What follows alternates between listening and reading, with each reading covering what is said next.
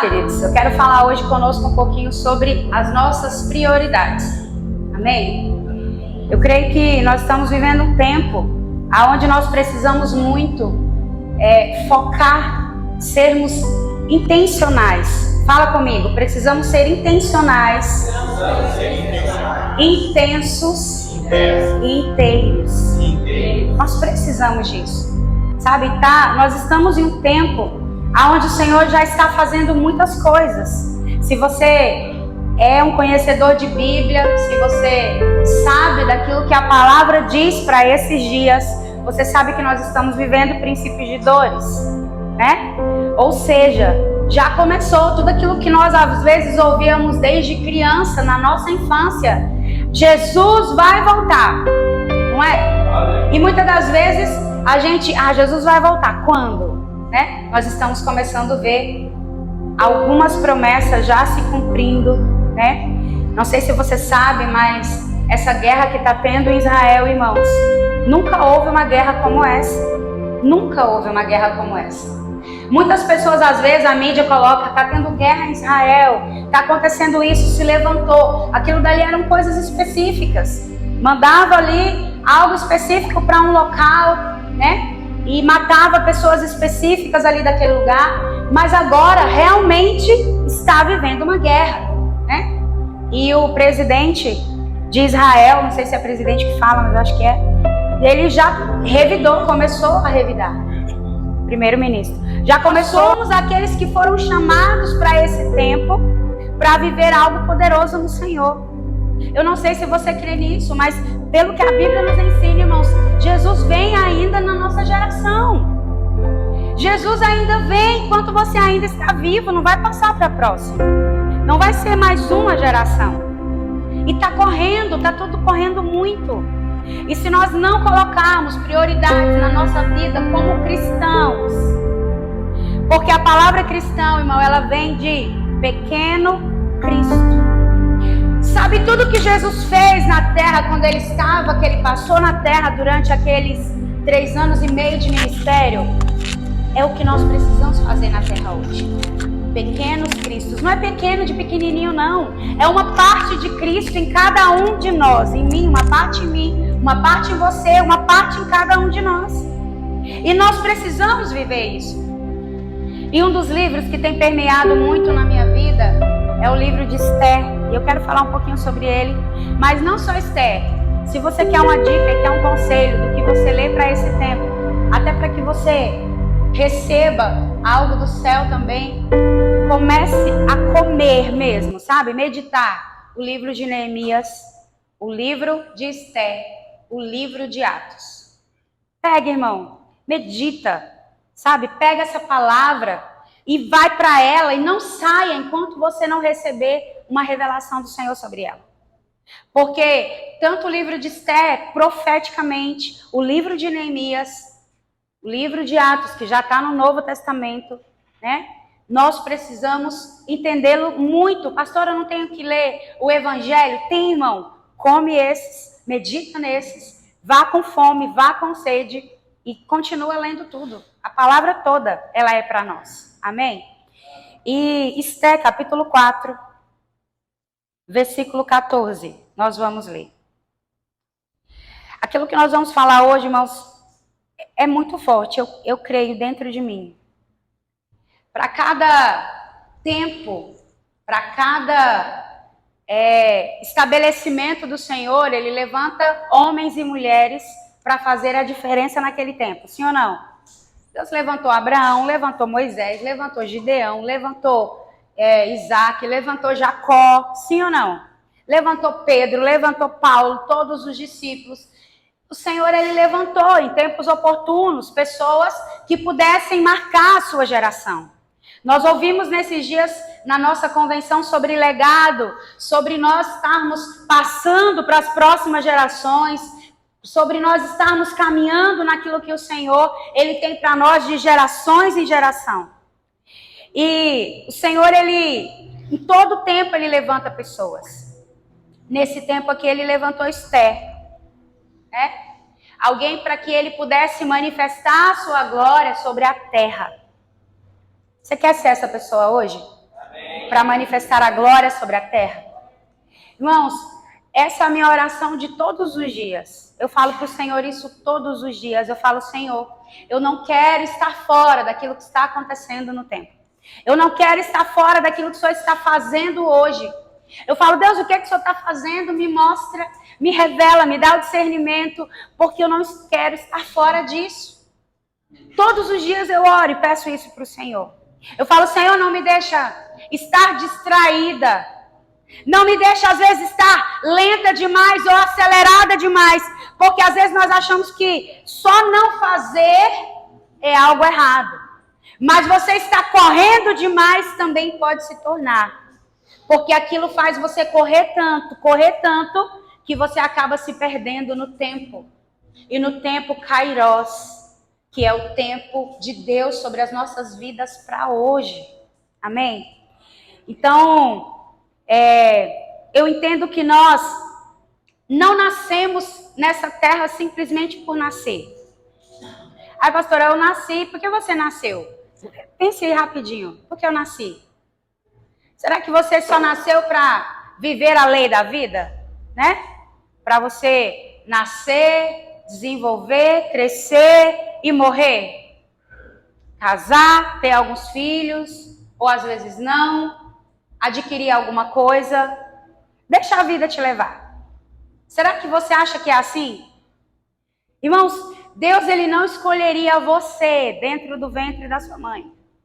Ele não te escolheria se ele não tivesse um plano e um projeto. E a palavra diz que aquilo que ele tem para você é estrondoso, é grande.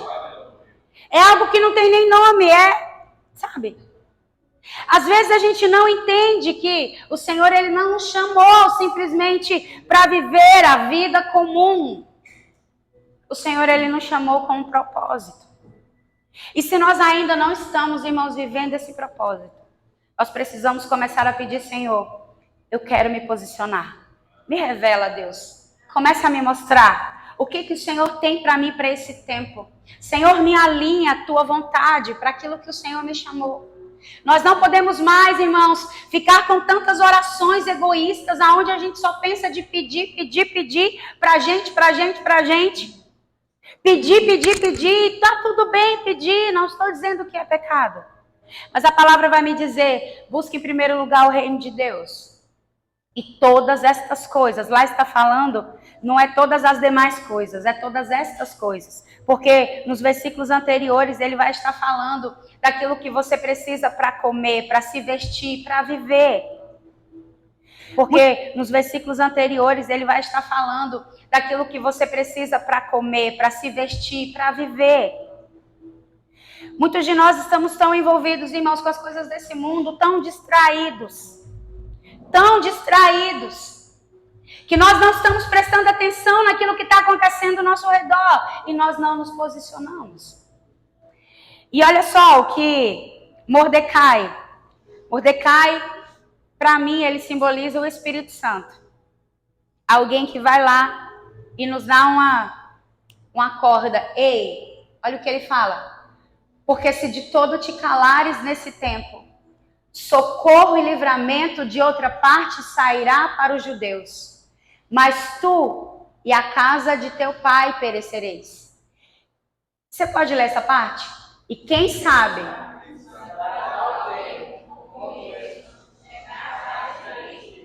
Agora eu queria que você lesse essa palavra trazendo para você. Pode ser? No final você vai dizer, quem sabe se para tal tempo como este, eu fui chamada para o reino. Vamos lá do início? Porque se de todo te calares neste tempo, socorro e livramento de outra parte sairá para os judeus. Mas tu e a casa de teu pai perecereis. E quem sabe se para tal tempo como este, eu cheguei a este reino. Senhor, essa é a tua palavra, Deus. E eu coloco diante do Senhor nessa noite, que o Senhor possa trazer a revelação. Aquilo qual o Senhor tem para as nossas vidas, Deus. Revela-te a nós, em nome de Jesus. Sabe, irmãos, eu quero te dizer algo. O Senhor, Ele te chamou para esse tempo como um homem e uma mulher posicionados. Nós precisamos nos posicionar. Nós temos tantas palavras na Bíblia que nos chama, né? Esther nos chama. Romanos 8:19 é um versículo que tem ecoado muito para esse tempo, para nós, né? Porque ele vai dizer que a criação, ela espera, 19.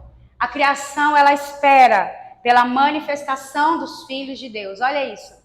Porque a ardente expectação da criatura espera a manifestação dos filhos de Deus.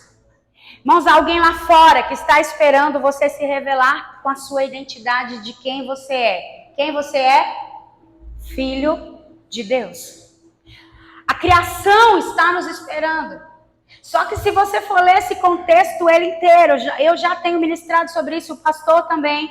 Ele vai falar sobre filhos maduros, homens e mulheres que passaram por um processo em Deus e não se desviaram, que passaram por situações difíceis. Se você ler os versículos anteriores, você vai ver isso.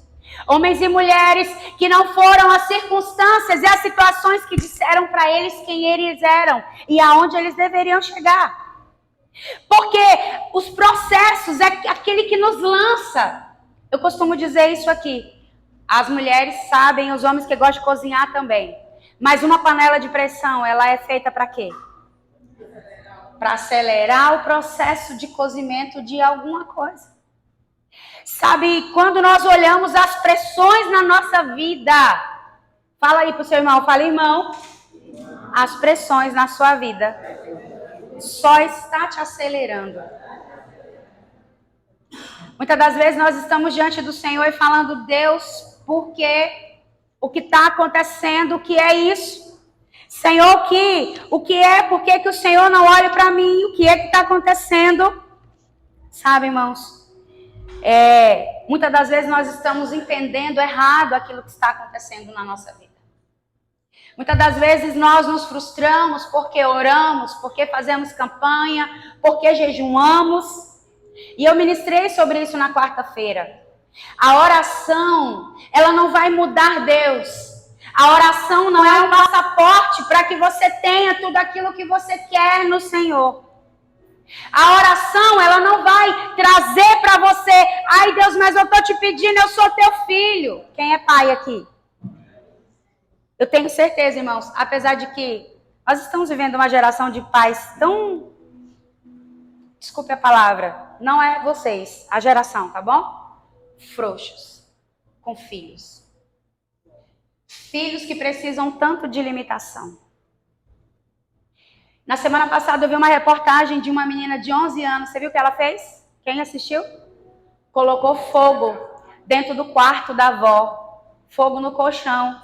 Na maior frieza, ela vai lá e fecha a porta e sai e vai passear de bicicleta, alguma coisa assim. Sabe por quê? Porque a avó tirou o celular dela.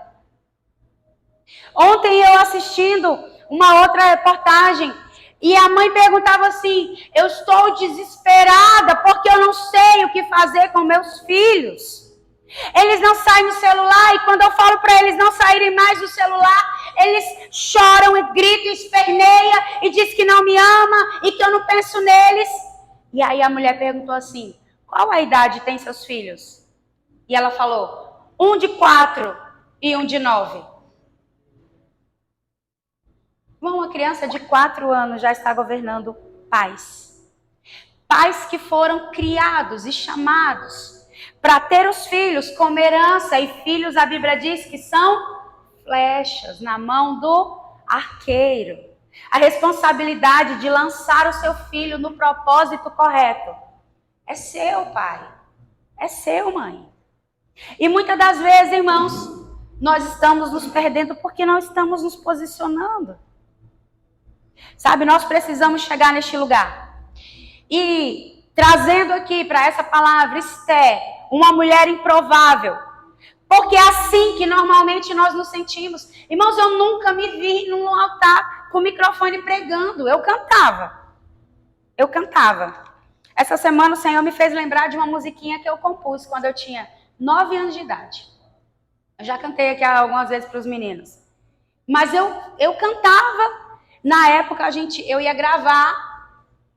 Na época, meu pai andava comigo nas cidades em Goiânia, lá nas igrejas em Goiânia.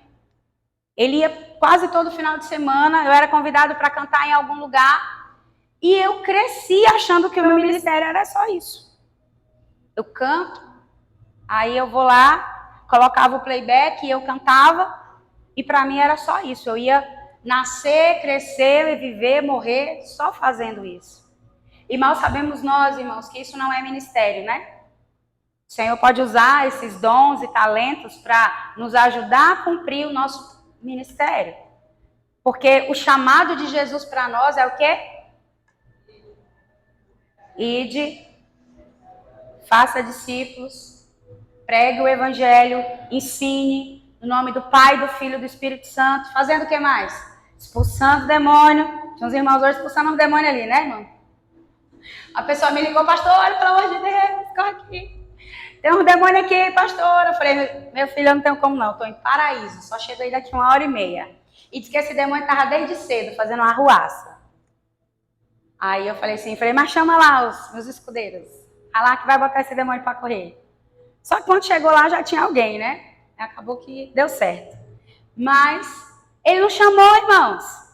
E se eu tivesse ligado para você, você tinha ido? O evangelista Maria foi. Você tinha ido?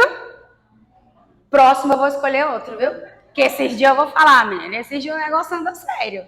Falei, amor do céu, o negócio tá sério, né? Mas amém. Eu sempre falo isso aqui, irmãos. Ninguém tem que ter medo de demônio, não, gente. Misericórdia. A Bíblia diz que demônio é um inimigo derrotado. Você tem medo de alguém que já está derrotado? Eu sei que ele dá um temorzinho ali, né? Quando você chega. A presença, menino, é feia, né? E o bicho velho, ele é meio ousado, né? Se a gente expulsando um demônio aqui, ele virou. Eu falei, qual o seu nome? Que era Legião, né? E eu queria chamar o chefe, porque se o chefe não vem, vai aprendendo, né? Se o chefe não vem da Legião, só vai saindo um por um. E aí fica a Legião lá dentro, eles não vão embora, não. E aí, outra coisa, gente. Quando vai expulsar demônio, precisa ninguém ficar segurando para machucar a pessoa. O demônio você tem autoridade sobre o demônio. Demônio, mão para trás. Ajoelha aí, não faz bagunça. Ele tem que quietar, irmão. A tua palavra é poderosa, ele tem que ficar quieto.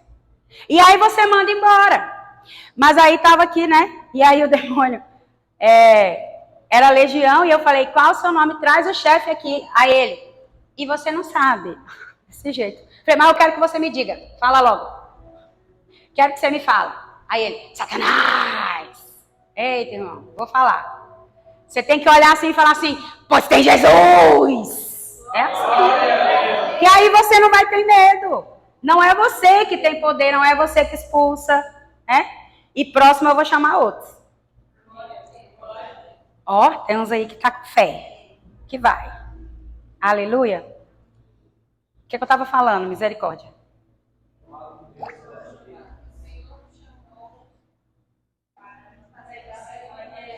Para fazer discípulo. Esse é o nosso chamado. Obrigada. Eu já digo para vocês. Eu não tô boa da cabeça esses dias não, tá bom? Tô fazendo um negócio aí, a memória não tá boa. Pior do que estava antes. Agora então, meu Deus. Mas amém, gente. São lutas e guerras que a gente vai enfrentando, passando, crendo que você já venceu um monte. E essa só é mais uma, porque essa é a vida do crente, não é? Vou passando pela prova, dando glória a Deus. É isso daí. Então, Esther, essa mulher improvável, que resolveu cumprir o ID do Senhor. Quando a Esther foi chamada, Esther era uma mulher completamente improvável, gente. Porque a Bíblia ela começa a contar uma história de outra rainha antes, que era Vasti. E essa rainha, ela fez, sabe, algo que desagradou o seu senhor, o seu rei. Porque o Senhor a manda chamar, porque era ali a sua esposa amada, a sua rainha, para apresentar diante de todo o seu reino, todos os príncipes, todos os maiores, as maiores autoridades naquele tempo. E chama Vasti. E aí Vasti não vai. Vasti se nega aí, na presença do rei. E aí o que acontece? O rei poderia muito bem mandar chamar alguma rainha de outro reino, sim ou não? Mas aí as sugestões do céu começam a vir. Fala assim, não, chame as mulheres daqui mesmo. E vamos fazer uma seleção com as mulheres aqui. E aí, quem escreve Esther nesse concurso de beleza lá, de concurso de rainha, foi Mordecai, o seu tio. Esther era uma mulher, uma menina órfã, uma menina que estava fora da sua cidade, fora da sua vida, da sua religião, aonde ela, tinha o seu Deus. Ela teve que ir para outro lugar onde não era o seu Deus, aonde não tinha mais a sua família, aonde não tinha mais nada. E Esther, quando Esther chega no palácio, ela chama a atenção dos olhos de um dos eunucos, chama a atenção daquele homem. E aquele homem fala, olha, eu vou separar você diferenciada, você vai ser cuidada por mim, vou te levar para um ambiente diferente, porque eu gostei de você e eu acredito que o meu Senhor vai se agradar de você. Só que antes de nós continuarmos, eu quero falar que Vasti, que foi a primeira rainha, e Esther, todas as vezes quando eu tenho lido esse texto, o Senhor tem trago coisas diferentes de entendimento. E o Senhor trouxe ao meu coração que Vasti e Esther representa para nós hoje duas igrejas. Uma igreja que ela não vai mais aos convites do rei. Que quando ela é convidada para estar na presença do rei, ela está muito ocupada com as suas próprias festas, com a sua própria vida, com aquilo que é importante para ela. Vasti representa aqui essa mulher que não se posiciona, que tem uma lista de motivos para não estar na presença do rei, que tem tantas coisas, se recusa a assumir o seu lugar como rainha, se recusa a assumir por motivos próprios, porque ela estava lá, alegre, feliz, celebrando com as suas amigas. E muitas das vezes, irmãos, é assim que nós estamos. O rei está nos lançando convites. Vem, minha rainha, nós somos noiva de Cristo, sim ou não? O Senhor está nos lançando convites. Vem, vem. Olha em Cantares, capítulo 5. Cantares, capítulo 5. Deixa eu só abrir aqui que eu não anotei o versículo certinho. Mas Cantares, capítulo 5. Irmãos, muitas das vezes é outro livro que às vezes a gente vai ler, né? E parece que é outro livro igual Apocalipse, né?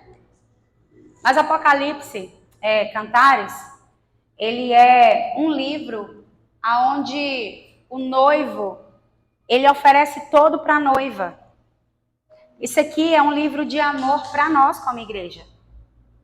Ele tem essa representação, essa simbologia. E se você começar a ler, você vai ver que o que o noivo está procurando na noiva é intimidade. E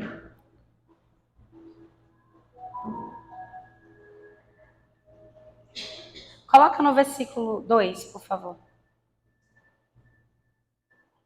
Pode colocar no versículo 1. Primeiro o amado fala e depois a amada responde. Nós vamos ler até o versículo 6.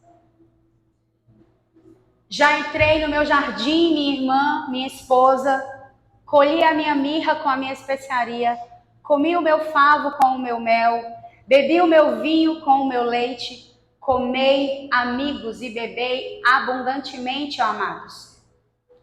Eu dormia, aí a amada responde, né? Primeiro, o noivo, o amado, estava ali fazendo um convite a ela, né? Olha, eu já estou pronto, já me banhei de mirra, já estou com mel, tá tudo pronto. O amado primeiro faz um convite, e aí a amada responde, eu dormia, mas o meu coração velava, e eis a voz do meu amado que está batendo. Abre, minha irmã, meu amor, pomba minha, imaculada minha, porque a minha cabeça está cheia de orvalho. os meus cabelos das gotas da noite. Já despi, aí olha o que ela responde para ele. Eu já despi a minha roupa. Como a tornarei vestir? Já lavei meus pés. Como os tornarei a sujar? O meu amado pôs a sua mão pela fresta da porta e as minhas entranhas estremeceram por amor dele. Eu me levantei para abrir ao meu amado e as minhas mãos gotejavam mirra e os meus dedos mirra com doce aroma sobre as aldravas da fechadura. Eu abri ao meu amado, mas já o meu amado tinha se retirado e tinha ido. A minha alma desfaleceu quando ele falou. Busquei-o e não o achei. Chamei-o e não me respondeu. Irmãos, volta para mim lá no versículo...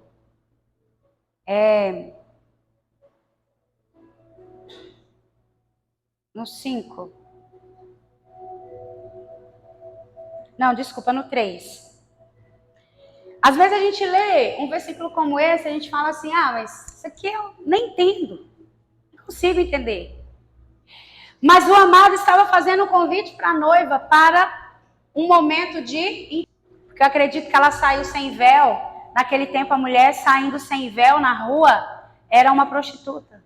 Então para ela ter apanhado como ela apanhou, com certeza ela saiu sem véu. E ela saiu com tanto desespero, irmãos, que aquilo que encontrou e achou ela, confunde ela com uma prostituta.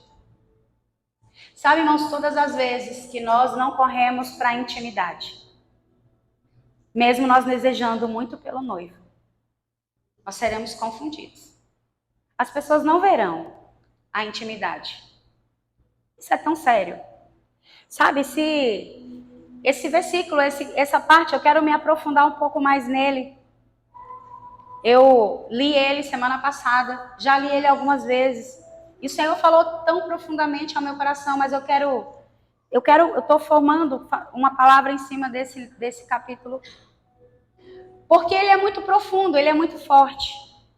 Eu tenho certeza que vai trazer sobre nós coisas que às vezes nós nem imaginamos. Mas do pouco que o Senhor já me deu o entendimento dele, porque eu quero estudar ele lá no original, porque eu sei que vai trazer algo muito mais profundo. E do pouco que eu já li, o Senhor hoje ele tem nos convidado para intimidades. Só que muitas das vezes, irmãos, nós estamos vivendo tanto a nossa vida, assim como o Vasti estava. O Senhor está nos chamando, está dizendo, vem para mais perto. Vem, eu quero você aqui perto de mim. Eu quero contar os meus segredos, eu quero que você discerne esse tempo, eu quero que você ouça a minha voz. Irmãos, há um chamado, há um grito do alto. O teu amado está dizendo, eu estou pronto, amada minha. Será que você vai dizer, eis-me aqui? Ou será que você vai dizer, mas eu vou ter que de novo vestir as minhas roupas? Eu vou ter que de novo calçar os meus sapatos.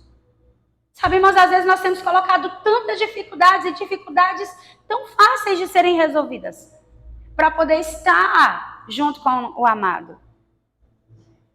Às vezes a gente fala, mas eu vou ter que abrir mão disso mesmo? Vou ter que abrir mão da minha comodidade, do meu sono? Vou ter que abrir mão do meu momento aqui, que eu já estou pronta para o meu descanso? Como nós precisamos, irmãos, ter o nosso coração.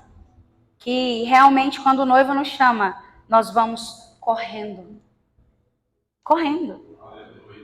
Nós estamos ali na presença e ninguém vai nos confundir com uma prostituta. Porque a prostituta, ela não é a esposa. A prostituta é qualquer coisa, irmãos. E muitas das vezes, você sabia que nós agimos muito assim? Só queremos usar Deus para as nossas necessidades básicas.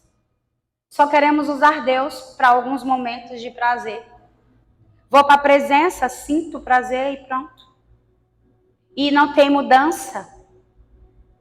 E muitas das vezes nós estamos achando que somos esposa. Mas, quando nós nos deparamos, verdadeiramente, estamos sendo confundidos. Depois, se você quiser, estude esse capítulo lá.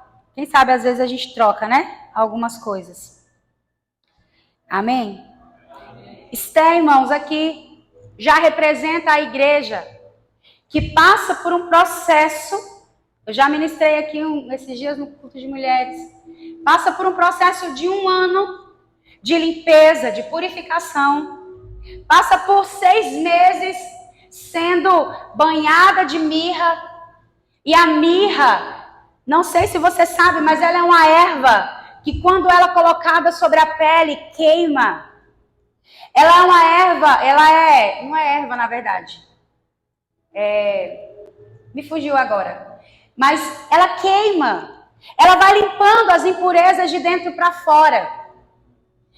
Se você ainda não colocou, passou na sua pele mirra pura, irmãos, às vezes a mirra aqui, que é misturado com óleo, a gente joga na mão e queima, não é? Às vezes a gente pensa que é unção de Deus. Intimidade. E ele se prepara todo para ir ao encontro da noiva. E quando ele vai, ele toca na maçaneta da porta, que inclusive diz que deixa cheio de mirra, e ela mesmo sente aquilo. Só que quando ele bate na porta, a resposta dela, por mais que dentro dela estivesse queimando por causa do amado, ela estava dizendo, mas eu já despi minha roupa. Mas eu tenho que ir mesmo orar? Mas eu já vou ter que tornar a vestir de novo? Eu já lavei os meus pés, como os tornarei a sujar? Sabe, irmãos, muitas das vezes nós estamos arrumando desculpas. Muitas das vezes nós estamos arrumando situações para nós não irmos de encontro ao noivo. O noivo está na porta do nosso quarto, batendo e dizendo, minha amada, já estou pronto. Para o nosso momento de intimidade. Já estou pronto. E ela diz que ela vai correndo, porque aí ela olha e fala, eu já vou ter que me tornar a vestir, mas é o meu amado, eu tenho que correr para ele. Quando corre, ele já não está mais lá. Ele já foi embora. E ela sente o cheiro dele. Ela queima por dentro. E se você continuar lendo esse capítulo 5, ela sai tão desesperada pelas ruas ao encontro do seu amado, que algumas pessoas confundem ela com uma prostituta e bate nela e ela apanha. Deus, fogo! A mirra queima, irmão. Amém, às vezes é o fogo mesmo, mas a mirra ela tem esse poder de queimar.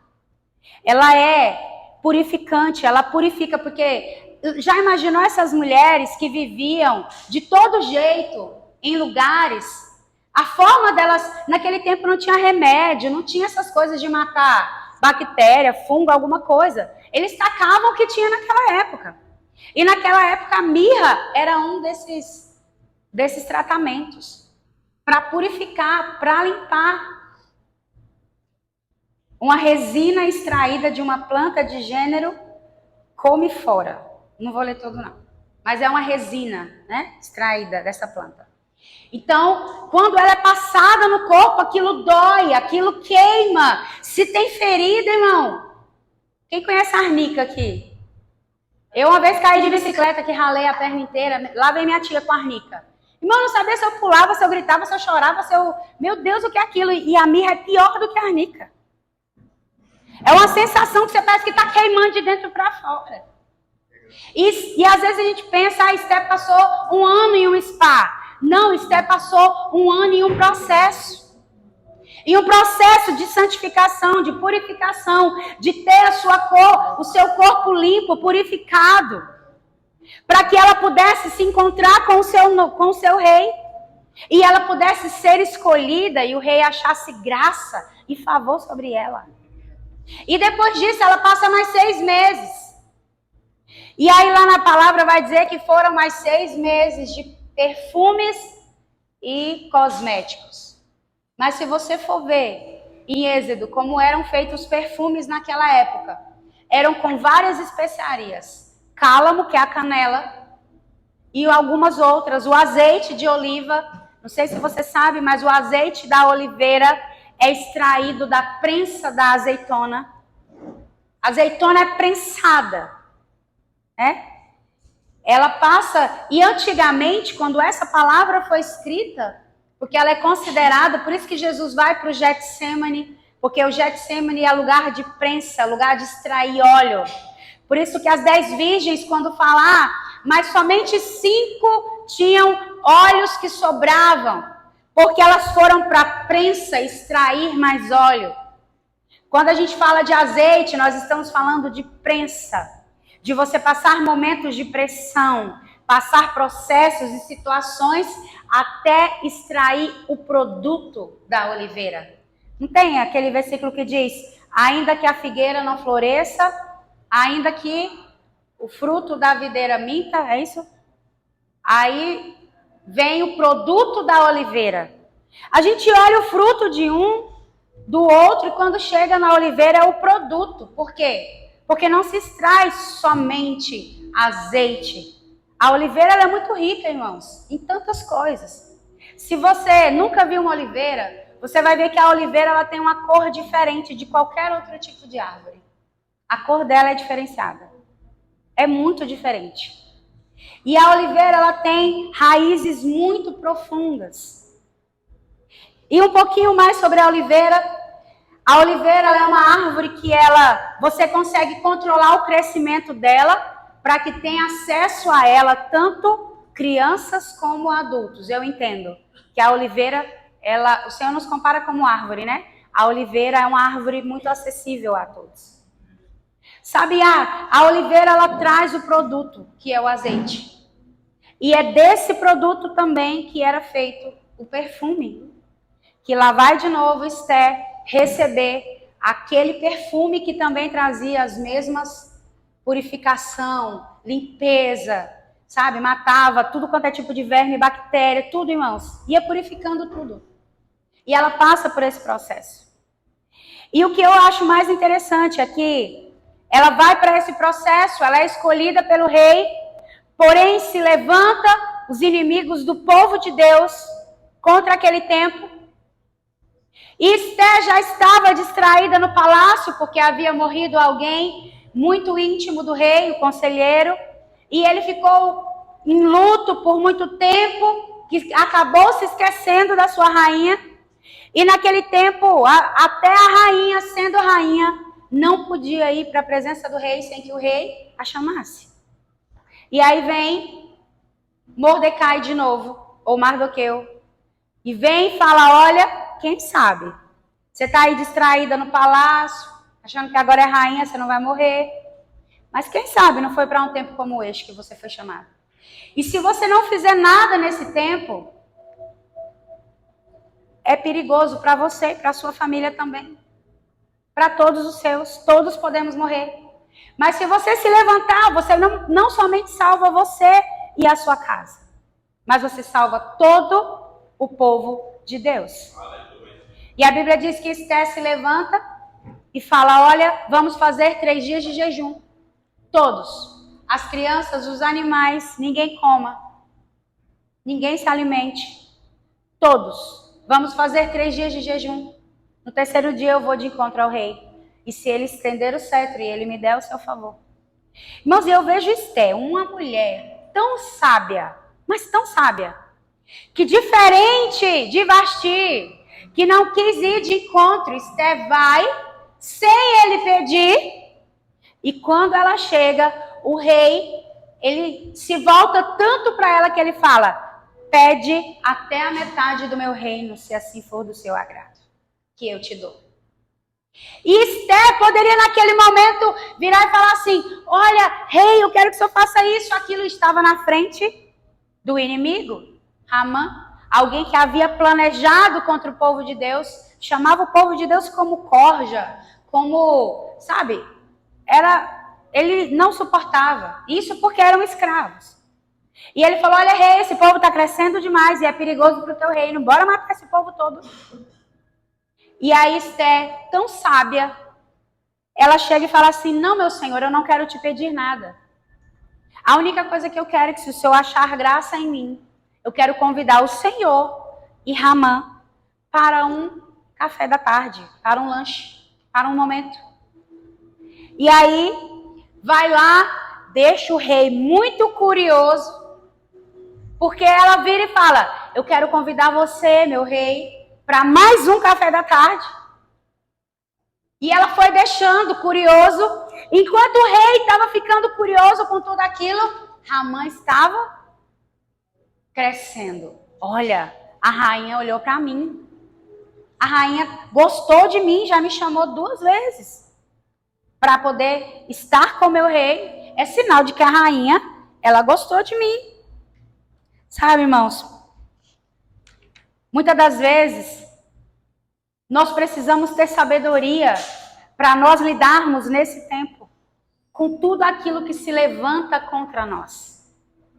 Às vezes nós já queremos correr e resolver logo. Às vezes nós nos desesperamos e já entramos na presença ali do rei e já falamos, olha, eu quero que o Senhor faça isso e isso. Se ela tivesse feito tudo aquilo naquele momento, poderia ela ter morrido ali. Porque Ramã poderia falar, pois tem que matar agora.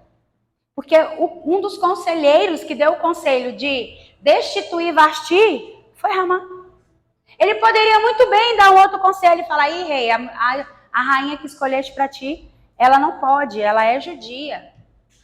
Não tem como. Esther, sabiamente, através de intimidade, através de uma busca de jejum, de oração, de uma entrega, de uma renúncia, Esther consegue o favor do rei. Sabe, irmãos, eu entendo que a igreja de Jesus desse tempo, ela vai conseguir o favor de Deus com renúncias. Porque o evangelho fala muito mais, irmão, de renunciar do que de conquistar. Muitas das vezes nós aprendemos que ser cristão, vem para a igreja e você vai ter isso, você vai ter um carro, você vai ser curado, você vai ter uma casa, você vai ter muito dinheiro, você é próspero, faz um voto de tantos aí para que você consiga, e aí você entrega na frente, Deus vai te dar. Muitas das vezes, irmãos, nós aprendemos isso numa cultura aonde Deus é esse Deus de barganha. Aonde eu vou para Deus, e eu sempre falo isso, né? Deus Tabajara, seus problemas acabaram. E não tem nada disso. Sabe, nós vamos para Deus. Irmãos, e quando nós vamos para Deus e nós passamos por problemas e situações e nós não seremos livres dela. Isso foi uma história da carochinha da Disney que contaram. Não seremos livres dos problemas. A Bíblia diz, no mundo tereis aflições, mas tem de bom ânimo. Eu venci, ele fala isso, eu venci. Eu venci. Sabe, irmãos, nós olhamos para Jesus. Jesus sofreu, sim ou não? Nós participamos da Santa Ceia todo mês, dizendo, o corpo dele foi rasgado e o sangue dele foi derramado. Nós participamos disso todo mês, nos lembrando da renúncia. Porque você acha que Jesus queria fazer você se lembrar todos os meses. Ou todos os dias, né? Porque na verdade, a Bíblia diz que todas as vezes que vos ajuntais, né? Todas as vezes que você se reunir. Claro que isso foi criando uma cultura, onde a gente faz ali a Santa Ceia em uma vez no mês, e aqui na nossa igreja é no segundo domingo. Algumas é no sábado, alguns se reúnem, toda vez que se reúne, participa da ceia.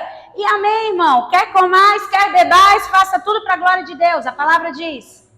E não é isso que nós precisamos ficar, às vezes, querendo questionar. Muitas das vezes a gente se prende em cada coisinha, né?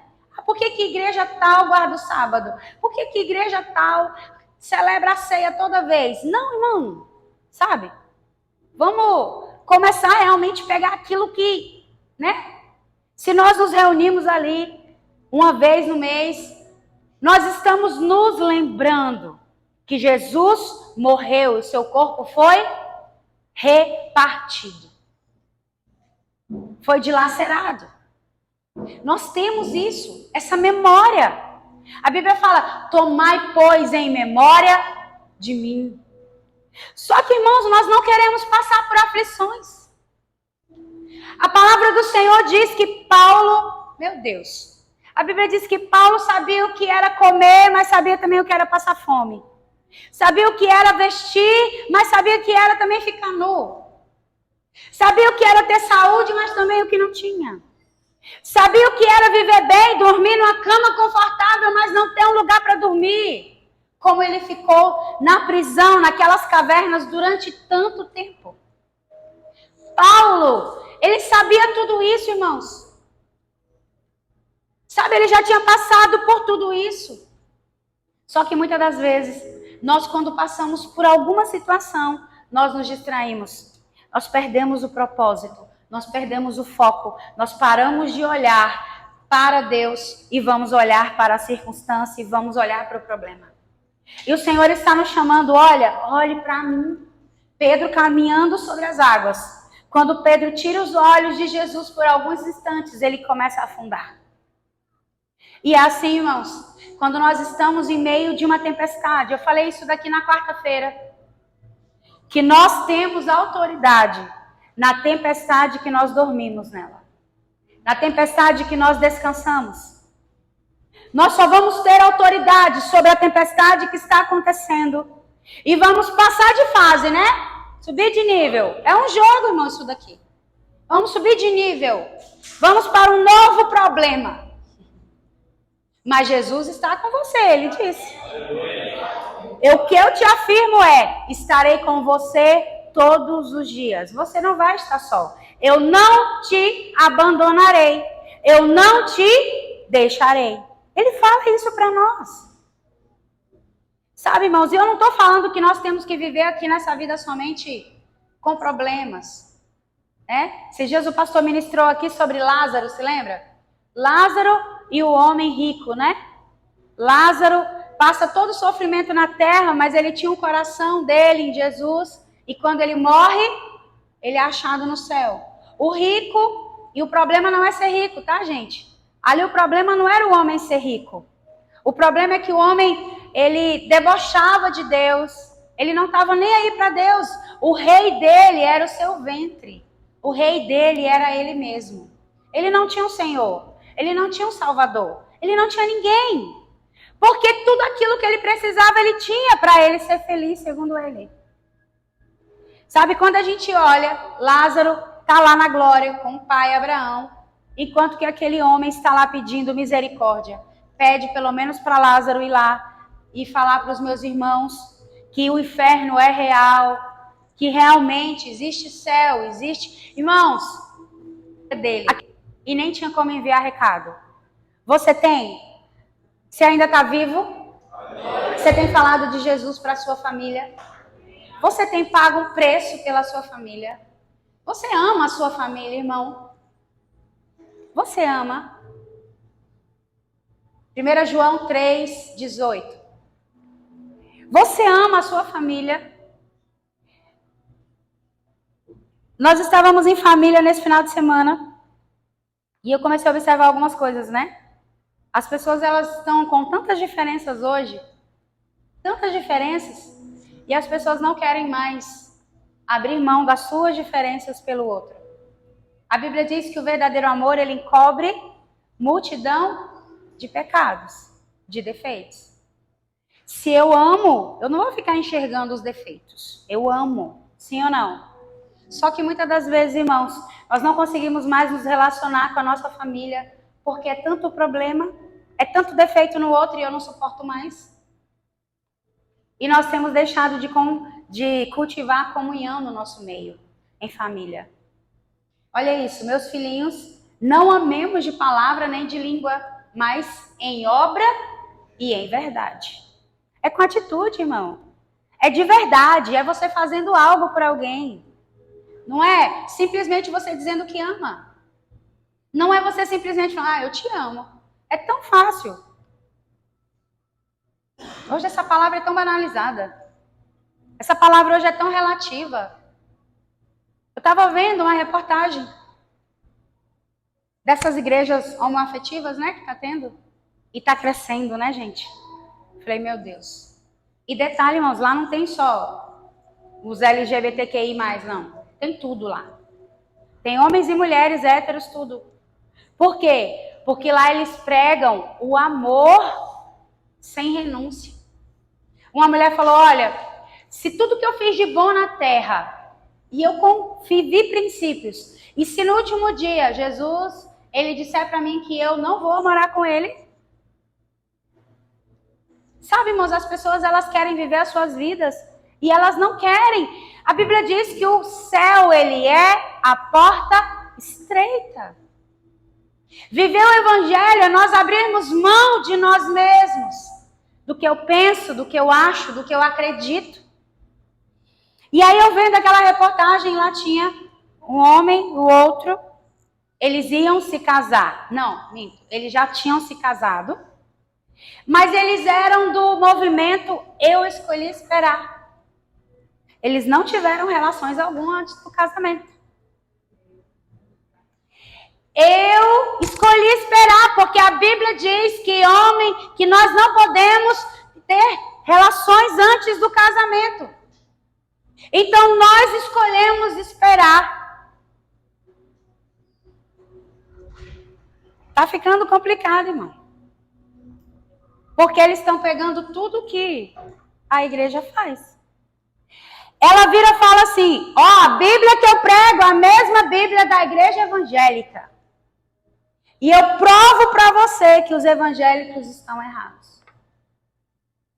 E dentro da Bíblia, ela pega a palavra e ela prega a palavra conforme ela entende. Evangelho fala muito mais, irmãos, de conquista, muito mais de renúncias do que de conquistas. Sabe?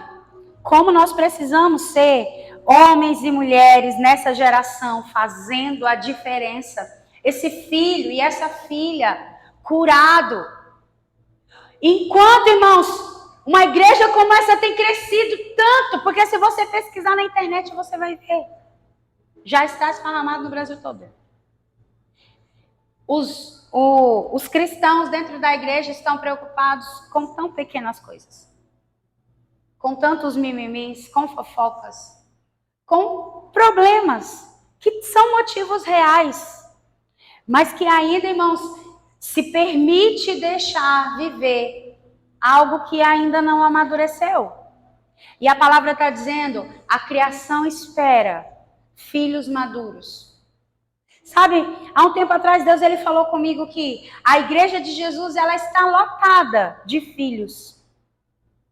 Mas ela tem poucos pais. E a lei da vida eu tive a Giovana há 21 anos atrás. Cuidei dela, um bebê, não podia ter filho, Deus me curou. Cuidei da Giovana, dei o melhor que nós tínhamos, nós demos. Fomos em Goiânia, fizemos o enxoval dela. Do melhor que nós tínhamos na época. Trabalhamos porque era a nossa primeira filha.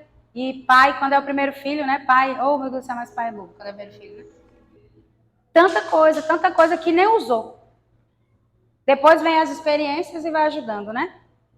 E aí a Giovana nasceu, desenvolveu, cresceu, ficou de maior e casou.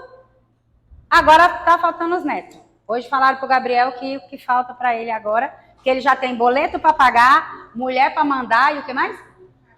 Cachorro para criar. Agora só falta o filho, que é para poder terminar o processo aí de maturidade, né? Então, é a lei, irmãos. Eu gerei uma criança, cresceu, casou. Agora ela vai ter que continuar. Viu, Joana?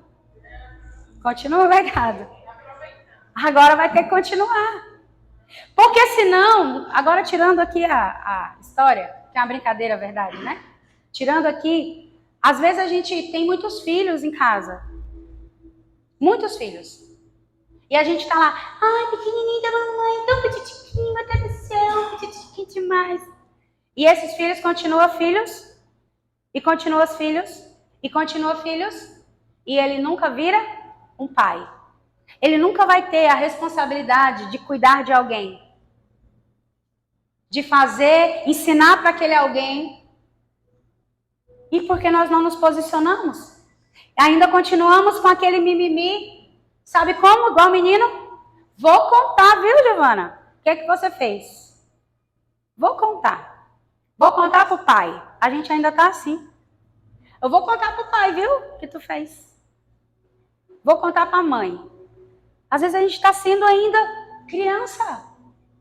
E vivendo em um tempo, irmãos, onde o Senhor está chamando. Vamos, cresce. A criação está te esperando. Você está passando pelos processos. Mas eu estou aqui, você não está sozinho, eu te ajudo.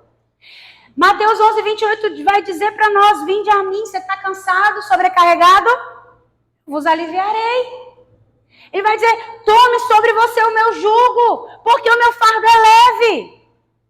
Muitas das vezes, irmãos, nós estamos ali fazendo com as nossas mãos e por isso está pesado. Porque nós não queremos correr para Deus em intimidade, para nós ouvirmos dele o que é para a gente fazer. E a gente fica fazendo tanta coisa que ele nem mandou fazer e a gente se cansa. E muitas das vezes aquilo que ele mandou fazer nós não estamos fazendo. Estamos perdidos e às vezes ainda estamos zangadinhos. Ai Deus, mas eu faço tanta coisa para o Senhor, mas eu faço isso, mas eu estou cansado, eu não aguento mais. E você sabe por que às vezes a gente está atirando para todos os lados? Porque está faltando relacionamento, está faltando intimidade. Olha para o lado aí, alguém que você não conhece. Você não conhece tanto. Você sabe o que ele gosta de comer? O prato principal. Aqui vocês não vale, ali também não vale, ali também não. O prato principal que ele come, quem sabe? Gabriela, qual é o prato principal da Norma?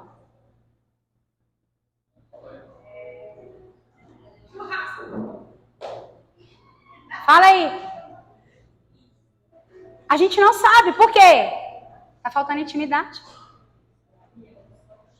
Você pode até conhecer, irmão. Não é a mesma coisa de você pegar um coletivo todo dia e ver alguém, bom dia, boa tarde, oi. Aí fulano fala, ei, você conhece a Maria? Conheço. Conhece? Todo dia eu vejo no coletivo. Bom dia, boa tarde, boa noite. Você conhece, irmão, essa pessoa? Não conhece. Para você conhecer, se for no coletivo, você tem que sentar do lado. Você tem que conversar. Você tem que perguntar, você tem que ouvir. E se não for no coletivo, se for alguém que você quer desenvolver um relacionamento, você faz isso no mesmo dia.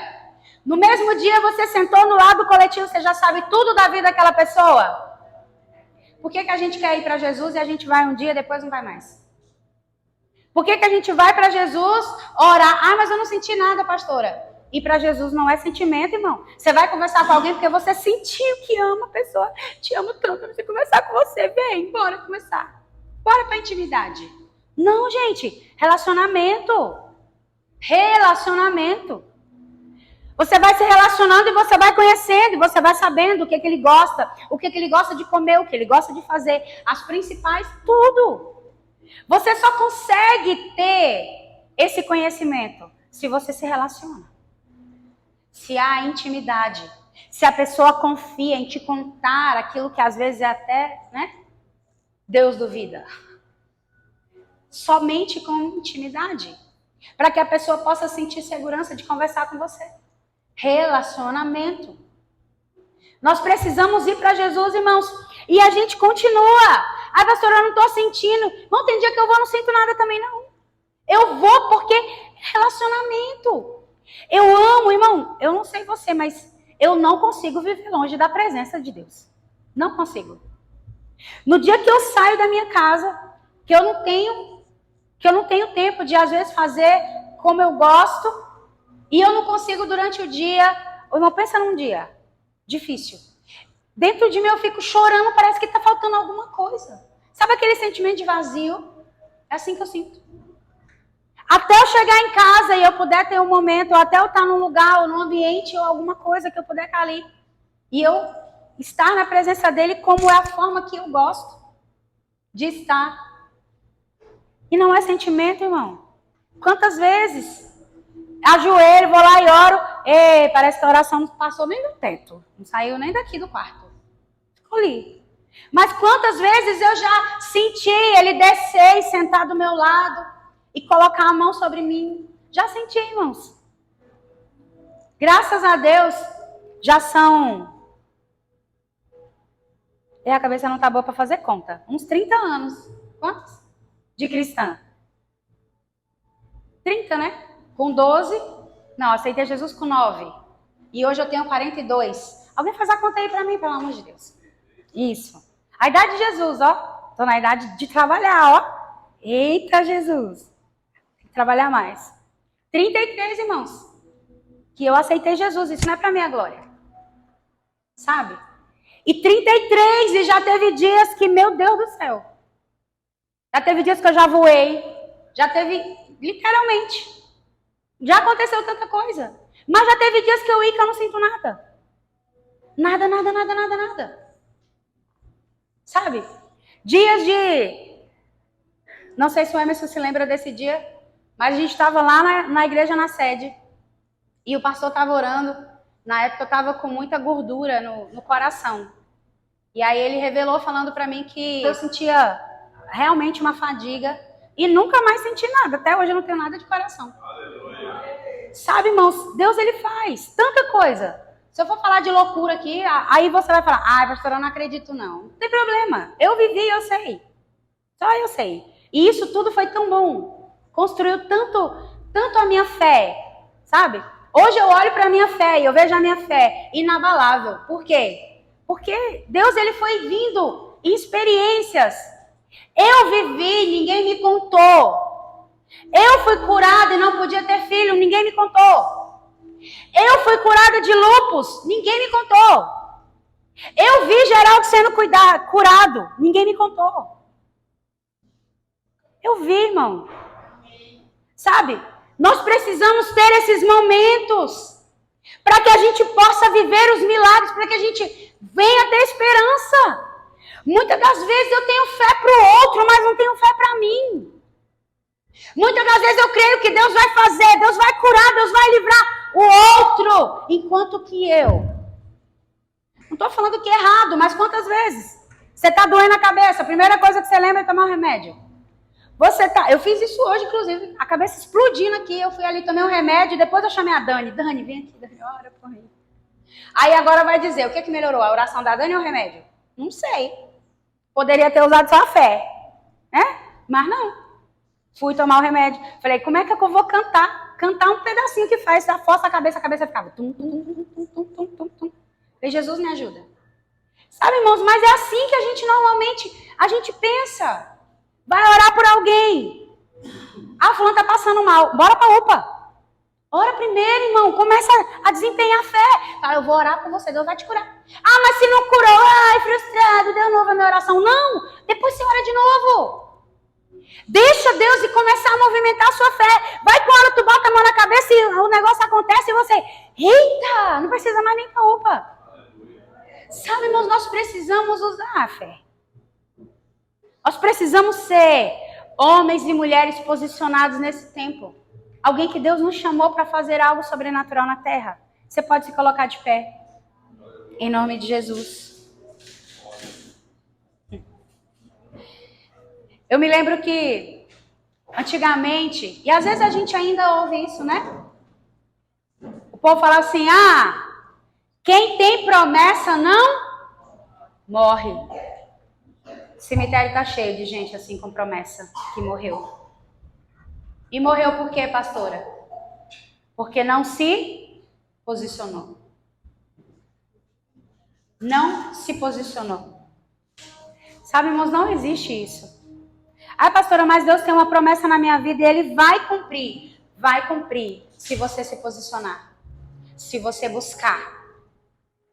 Porque o que Ele mais quer é entregar para você aquilo que Ele preparou para você. Quando você nasceu, irmão, Ele já preparou a sua mala da maternidade toda, completa. Tudo que você precisa lá dentro. Todos os seus dons, todos os seus talentos, tudo aquilo que você precisa. Tudo. E muitas das vezes nós não usamos. Você sabe por quê? Às vezes a minha mala tá cheia, as minhas roupas são roupas de frio. Só que às vezes eu tô de olho lá na roupa da Maria Raimunda. Só roupas de verão. Aquelas roupinhas fresquinhas. Porque muitas das vezes a gente está se comparando com aquilo que Deus deu para o outro e às vezes a gente não está vivendo. Eu quero convidar você a vir aqui na frente.